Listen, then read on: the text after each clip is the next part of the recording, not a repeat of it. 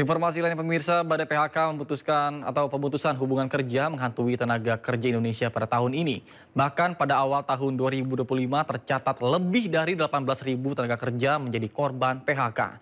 DPR bersama dengan pemerintah tengah menyiapkan Satgas Mitigasi PHK melibatkan buruh dan sektor industri.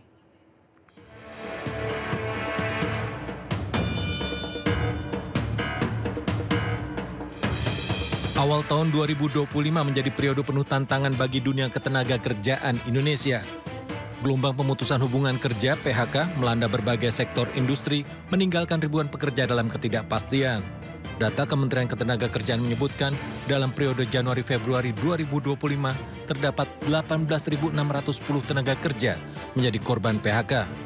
Sementara sepanjang tahun 2024 tercatat 77.965 tenaga kerja terdampak PHK. Pemerintah menyatakan akan memastikan tenaga kerja korban PHK mendapatkan seluruh haknya. DPR pun menegaskan akan mengawal pembentukan Satgas Mitigasi PHK oleh pemerintah dengan melibatkan unsur buruh dan industri. Ya, kami sudah memberikan masukan kepada pemerintah dan juga kemudian kami sudah bersama-sama bicara dengan pimpinan serikat pekerja. Bagaimana kemudian kita bersama-sama membentuk satuan tugas untuk memitigasi apabila akan terjadi pemutusan hubungan kerja di satu perusahaan atau pabrik misalnya begitu. Dan ini kita sedang matangkan terus sehingga kemudian apabila itu sudah berjalan, mudah-mudahan bisa meminimalisir dampak yang ada terhadap situasi yang ada pada saat ini. Satgas Mitigasi PHK akan mengawal pemenuhan hak-hak pekerja korban PHK secara menyeluruh dan komprehensif, mulai dari sektor usaha atau industri hingga pekerjanya. Presiden telah menyetujui pembentukan Satgas Perluasan Kesempatan Kerja dan Mitigasi PHK, namun belum menerbitkan keputusan Presiden. Tim Liputan melaporkan. Pemirsa, ada yang menarik dalam peringatan Hari Buruh tahun ini, di mana Presiden Prabowo Subianto hadir memberikan orasi di tengah masa buruh di lapangan Monas, Jakarta Pusat. Memberikan atensi besar untuk rekan buruh pada peringatan May Day, Presiden Prabowo Subianto hadir di tengah ribuan massa buruh. Menurut Presiden Prabowo, buruh adalah kunci untuk perkembangan perekonomian Indonesia.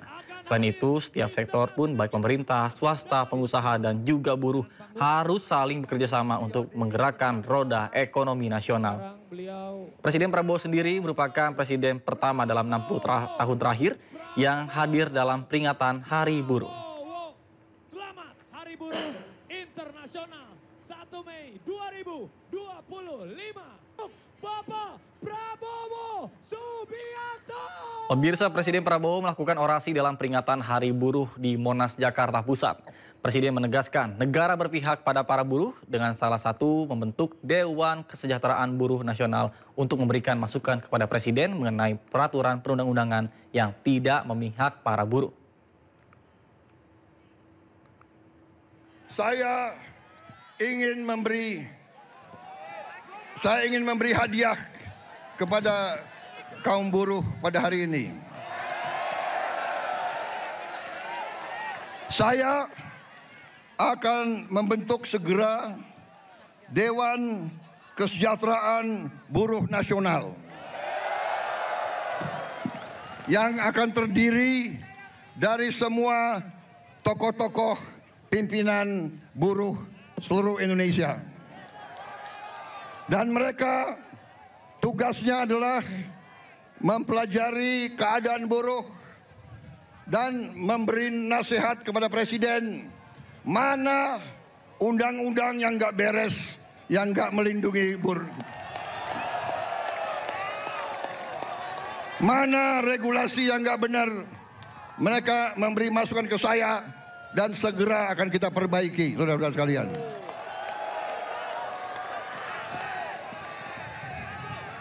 Saudara-saudara sekalian, kita juga atas saran dari pimpinan buruh, atas saran dari Pak Said Iqbal dan Pak Jumbur, kita akan segera membentuk Satuan Tugas PHK. Kita tidak akan membiarkan rakyat kita tidak akan biarkan pekerja-pekerja di PHK-kan seenaknya.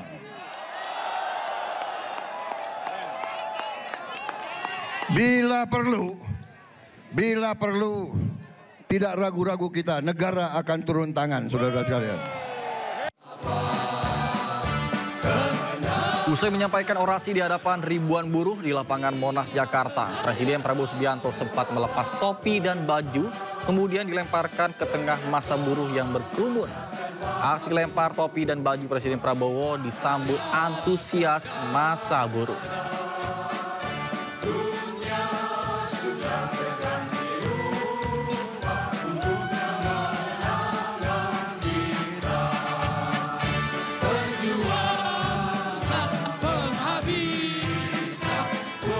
Pemirsa, ribuan buruh dari kota Tangerang, Banten berangkat ke Monas untuk memperingati Hari Buruh Internasional. Sementara itu, sejak subuh, buruh dari Karawang, Jawa Barat bergerak menuju ke Jakarta.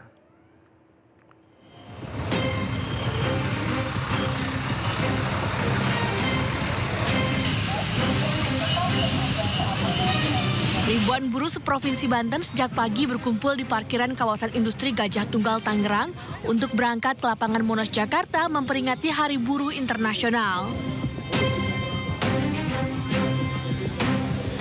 Sejak pagi para peserta aksi berkumpul untuk berangkat bersama menggunakan 50 bus. Pihak kepolisian mengawal bus-bus yang akan berangkat ke Jakarta. Buruh atau pekerja yang ada di wilayah hukum Polres Tangerang Kota sebanyak 12 elemen buruh yang akan berangkat menuju Monas, di mana total jumlah buruh yang akan berangkat kurang lebih 11.800. Mereka akan berangkat menggunakan kendaraan baik itu bis maupun kendaraan pribadi.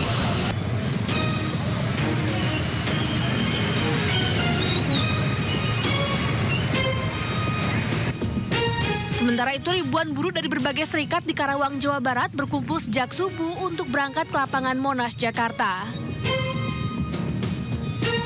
Ribuan buruh diberangkatkan masing-masing dari perwakilan perusahaan yang berada di sejumlah kawasan industri Karawang menggunakan bus. Setidaknya ada 6 tuntutan yang akan disampaikan buruh kepada Presiden Prabowo Subianto, mulai dari tuntutan penghapusan outsourcing hingga meminta sahkan undang-undang ketenagakerjaan baru yang melindungi pekerja dan buruh. Dari Tangerang dan Karawang, Sukron Rudi Setiawan, iNews melaporkan. Mendukung peringatan Hari Buruh Sedunia, pihak pengelola jalan tol menggratiskan tarif tol untuk kendaraan rombongan buruh. Meski begitu, polisi melarang keras konvoi buruh sepeda motor melintas di jalan tol. Direktorat Lalu Lintas Polda Metro Jaya berkoordinasi dengan pihak pengelola jalan tol untuk menciptakan kelancaran arus lalu lintas di ruas tol saat peringatan Hari Buruh Internasional yang berpusat di Silang, Monas. Pengelola jalan tol bersedia menggratiskan rombongan buruh dari berbagai daerah yang menggunakan kendaraan roda 4 maupun bus. Namun untuk motor tetap tidak disarankan untuk konvoi melewati jalan tol karena sangat berbahaya.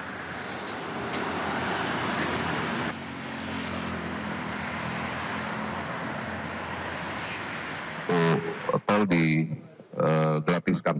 Oh, yang masuk tol tetap hanya roda 4 dan bis. Ya, ini juga informasi. Kami telah berkoordinasi dengan koordinator lapangan, ya, para korlap untuk bisa memastikan bahwa untuk rombongan peserta yang menggunakan roda 2 tetap menggunakan jalur arteri.